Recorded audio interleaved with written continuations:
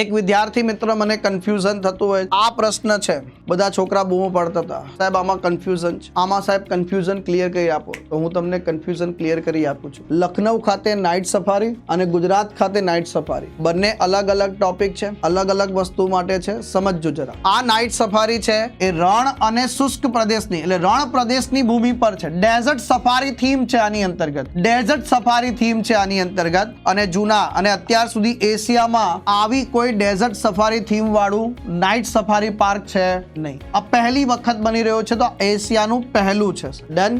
અહીંયા વાત કરીએ લખનઉ નાઇટ સફારી, આ ભારતની પહેલી છે, પણ કઈ બાબતમાં? શહેરી જંગલ માટે open air night safari park છે, જેની અંતર્ગત તમે જંગલ, નદી અને વેટલેન્ડ વિસ્તારના વન્યજીવોને નિહાળી શકશો ભાઈ. અને આ કુકરેલ રિઝર્વ ફોરેસ્ટ ઉત્તર પ્રદેશ લખનઉ ખાતે બની રહ્યું છે. તો આ બંને જરા મેં ઇન્ફોગ્રાફિક્સ બનાવી દીધું ભાઈ. સરસ મજાનું તમારું એકદમ કન્ફ્યુઝન ક્લિયર થઈ જાય એવી હું આશા રાખું છું ભાઈ. તો આ સરસ મજાનું છે ને, કન્ફ્યુઝન ક્લિયર થયું.